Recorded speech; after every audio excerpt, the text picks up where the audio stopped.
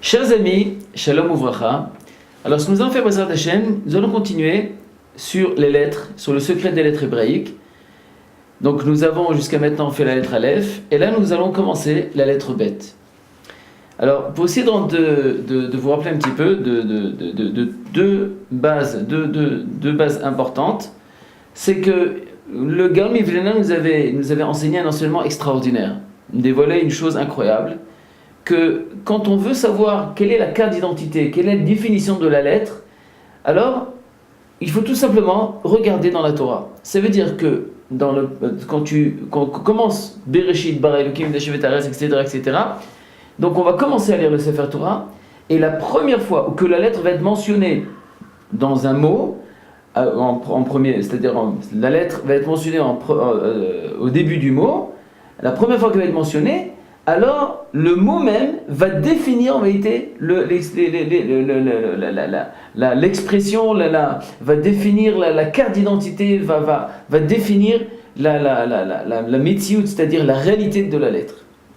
Alors comme on avait vu jusqu'à maintenant, on avait parlé de Aleph. Alors quand on regarde le verset, il est marqué Bereshit bara Elokim. Donc la première fois que la lettre Aleph est mentionnée dans la Sefer Torah, c'est dans le mot Elokim. Et donc, si vous vous rappelez dans les cours, on avait expliqué comme quoi que Aleph représente toute l'entité spirituelle qui est à Kadosh Baruch Hu.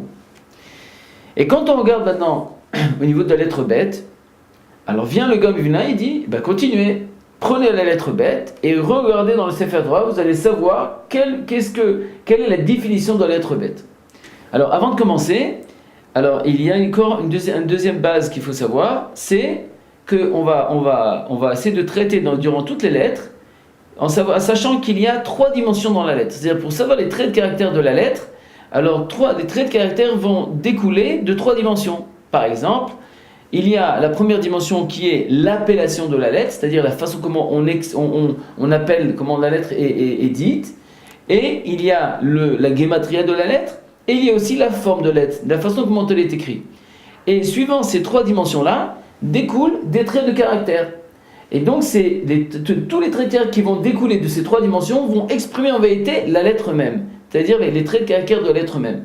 Maintenant, quand on parle maintenant des noms de personnes, comme par exemple Abraham, Moshe, etc., donc la première lettre du nom, c'est elle qui va donner les grands fils, les grands fils de traits de caractère de la personne, et ensuite toutes les lettres qui se suivent vont se rajouter aux traits de caractère de la personne. Quand par exemple on parle de Avraham, alors Avraham, il y a le Aleph qui exprime, comme on l'a dit la dernière fois, l'entité spirituelle, tous les traits de caractère qu'on a dit, il faut faire révision dans le cours qu'on a sur les lettres, sur la lettre Aleph, et il va se rajouter la lettre Bet. Alors qu'est-ce que c'est la lettre Bet? Il est rapporté dans le Sefer Bereshit, regardez dans le premier verset de la Torah. Bereshit bara Elohim et Hashamayim vet haaretz. Quand est-ce que la lettre Bet est mentionnée dans le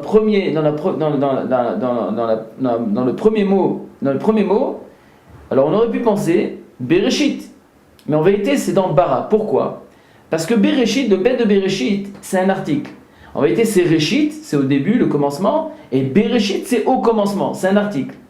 Alors que là maintenant, quand est-ce que la lettre Bet va être mentionnée en premier lieu dans le mot? Le premier mot c'est dans le mot bara, qui signifie création. Ça veut dire que la carte d'identité de la lettre Bet, c'est la création.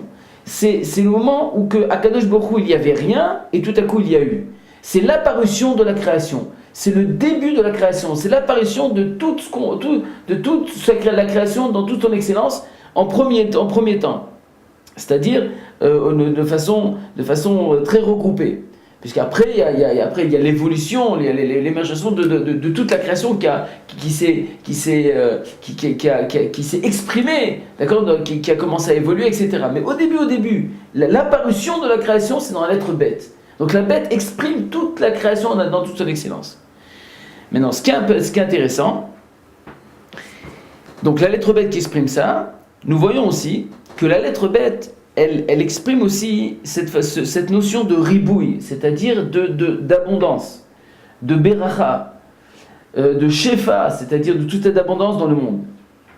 Et donc ça veut dire quoi? Ça veut dire qu'au début il n'y avait rien, et tout de suite après, Akadosh vous redit Bereshit, Bara, et quand il a dit Bara, alors a eu lieu la création du monde. C'est-à-dire que le début, l'apparition du monde a été avec la lettre bête.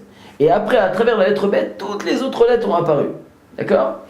Maintenant, si on regarde un petit peu dans les 3 dimensions, commençons par exemple par la Tsurat Agataot, c'est-à-dire la façon comment la lettre est appelée, l'appellation de la lettre. Regardez bête par exemple. Bête, c'est écrit comment? Bet Yud Taf. Mais bête en vérité, ça se lit aussi Bait. Bait qui signifie la maison. Donc quand on parle maintenant de bête, on parle de la maison de toute la création de l'être humain. On parle de la maison de toute la création, on parle de la maison de l'être humain. De quoi on parle ici? On parle du monde entier. Ça veut dire qu'en vérité, qu'est-ce qui se passe? Le bête vient signaler, vient exprimer toute cette notion de maison, c'est-à-dire qui englobe le globe terrestre. Et aussi, exprime aussi toutes les particules de la création, ça ensemble. Alors, nous savons aussi qu'il y a un midrash dans le midrash Otiyot de Rabbi Akiva, il a rapporté une chose sympathique qui est marquée comme ça. Il a marqué que quel est le signal, comment dirais-je, les initiales de Bait, du Bet, qui est Bet Yutaf. Bet, c'est-à-dire Baniti, j'ai construit. Yud, Yatsarti, ça veut dire du mot Yatsarti, c'est la Yetzira, c'est la création. Et Taf, Tichnanti, ça veut dire que j'ai combiné, j'ai relié, j'ai combiné toutes les combinaisons ensemble. Donc, dans le mot Bait, en vérité, rentre toute cette notion de prendre toute la création, toutes les particules et de les regrouper ensemble. Alors, ce qu'on va essayer de voir Bezrat Hashem aussi, c'est au niveau de la valeur numérique de la lettre.